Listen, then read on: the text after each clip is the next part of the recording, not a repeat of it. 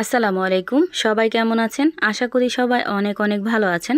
আজকে আমি তৈরি করব দোকানের মতো পারফেক্ট গোলগোল্লা।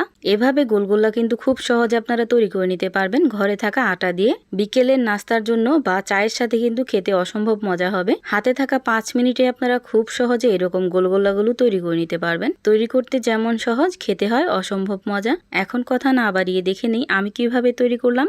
প্রথমে একটা বোলে দিয়ে দিব উষ্ণ গরম পানি 2 কাপ পরিমাণ।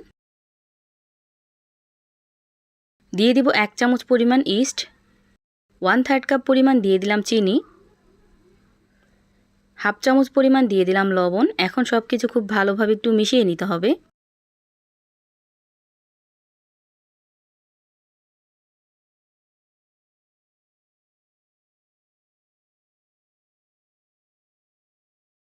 মিশিয়ে নেওয়া হয়ে গেলে দিয়ে দিলাম 1 চামচ পরিমাণ তেল,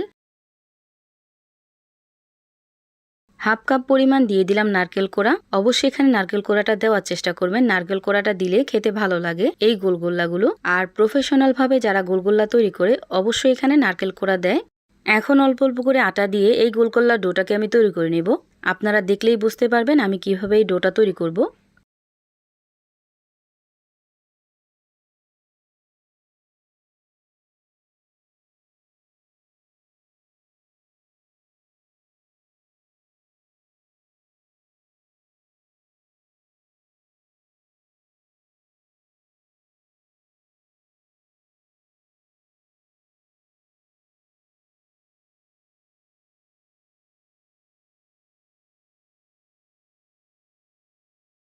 এখানে আমার প্রায় 1.5 কাপের মতো আটা ব্যবহার হয়েছে। দেখতেই পাচ্ছেন ডোটা কীরকম হয়েছে। ঠিক এরকম স্টিকিভাবে আপনারা ডোটা তৈরি করে নেবেন। এখন কিন্তু আর রেস্টে রাখারও কোনো প্রয়োজন নেই, সাথে সাথে আপনারা গোলগোল্লাগুলো তৈরি করে নিতে পারবেন। এখন আমি দেখিয়ে দিতেছি কিভাবে আমি গোলগোল্লাগুলো তৈরি করব। হাতের ভিতর নিয়ে ঠিক এইভাবে আমি গোলগোল্লার শেপগুলো দিয়ে নিব। এখন এই নাস্তাগুলো আমি তেলে ভেজে নেব। গোলগোল্লাগুলো ভাজার জন্য একটা কড়াইয়ে আমি পর্যাপ্ত পরিমাণ তেল দিয়ে দিছি। আর তেলটা যখন ভালোভাবে গরম হয়েছে ওই পর্যায়ে এসে আমি এভাবে পিঠাগুলো দিয়ে ভেজে নিতেছি। যদি ডোটা পারফেক্ট হয় তাহলে কিন্তু এই গোলগোল্লাগুলো একদম পারফেক্ট হবে।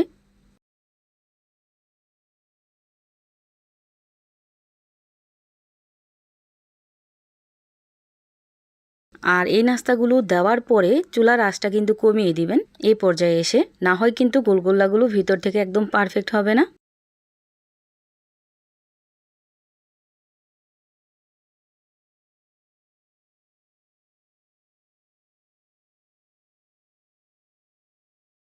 আর এই তো দেখতেই পাচ্ছেন একদম পারফেক্টলি কিন্তু ভাজা হয়ে গেছে। এখন আমি উঠিয়ে নিব।